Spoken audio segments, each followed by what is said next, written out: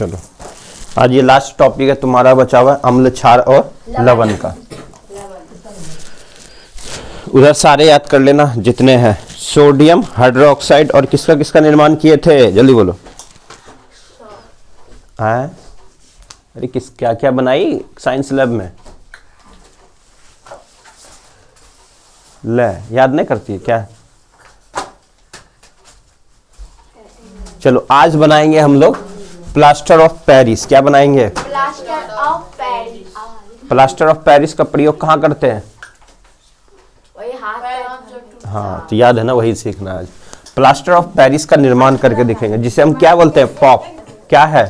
Pop. Plaster of Paris क्या है?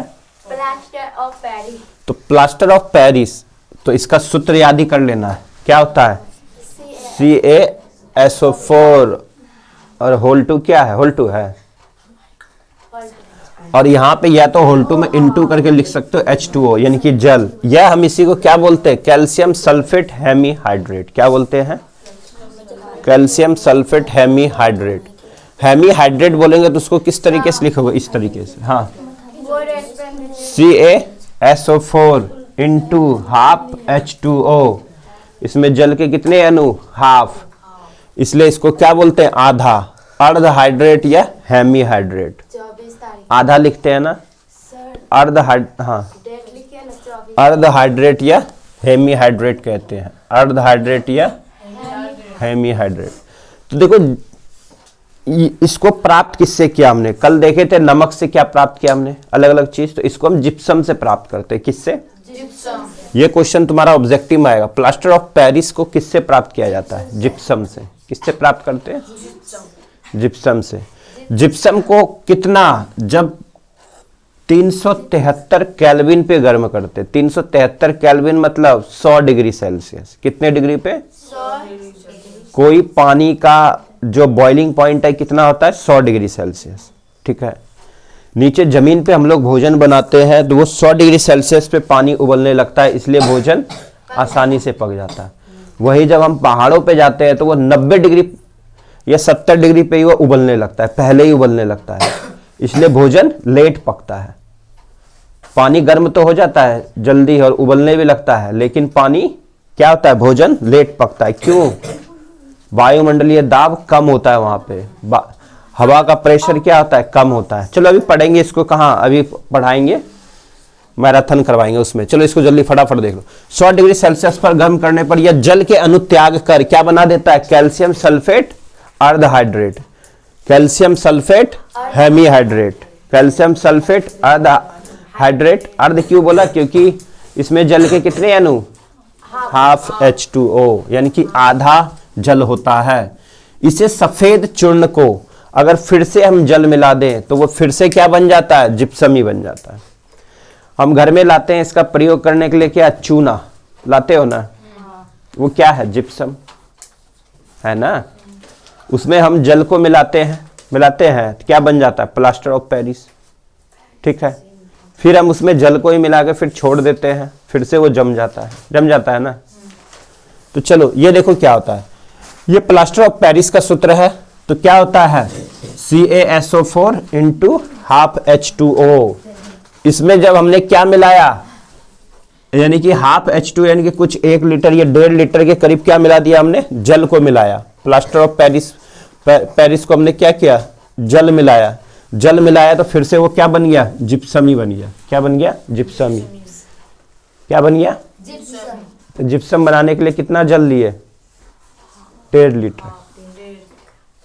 1.1/2 जल लिया, फिर से वो क्या बन गया? जिप्सम। तो पूछा जाएगा प्लास्टर ऑफ पेरिस को फिर से जिप्सम बनाने के लिए क्या मिलाएंगे? उसमें जल ही मिलाएंगे। और जिप्सम को हम अगर जल दे करके फिर से गर्म करेंगे, गरम देते हैं ना चूना में, गर्म पानी करके उसमें डालते हैं ना। चूना लाते हो देखियो ना, खदकने लगता है। तो वो एक जिप्सम होता है, उसमें गर्म पानी करके हम लोग डाल देते हैं तो वो क्या बन जाता है? Plaster of Paris. ठीक है।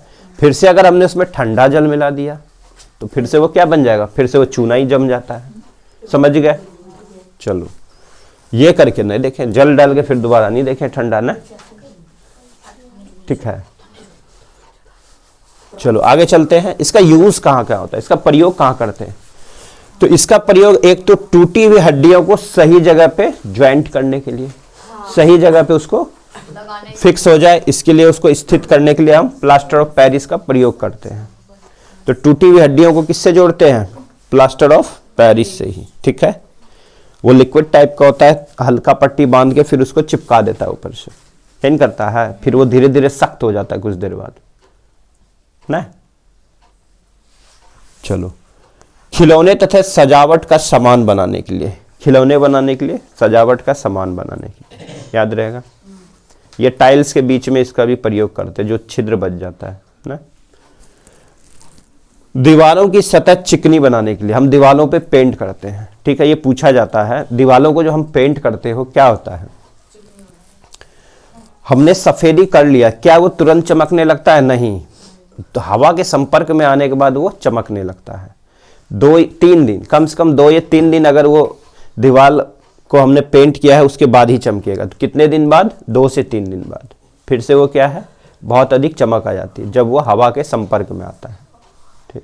ये भी पूछा जाता है ऑब्जेक्टिव में, चलो याद रहेगा। इसमें बोलो, समझ आया? जिप्सम को हमने कितने डिग्री सेल्सियस पे गर्म किया, ये ऑब्जेक्टिव में आएगा 373 केल्विन। एक चीज और याद कर लो, मानव शरीर का टेम्परेचर कितना होता है? 37 डिग्री सेल्सियस होता है ना। इसको बोलेगा केल्विन में बताओ कितना मान होगा, ऐसा ही क्वेश्चन आता है, इजी इजी। जब इसमें 273 केल्विन हम 273 जोड़ देते हैं, ठीक है, तो ये कितना बन गया? 310। तो इसको केल्विन में बनाने के लिए हम क्या करते हैं? 273 डिग्री जोड़ते हैं, 273 डिग्री जोड़ते हैं। ये पूछा जा सकता है डिग्री सेल्सियस से केल्विन में बनाने के लिए क्या करते हैं? 273 को हम जोड़ते हैं, ठीक। अगर केल्विन में दिया है तो सेल्सियस बनाने के लिए 273 घटाते हैं, याद रहेगा। हमारे शरीर का टेम्परेचर 37 डिग्री सेल्सियस होता है, इसलिए इसको अगर फ़ारेनहाइट में करते हैं तो कितना हो जाता है?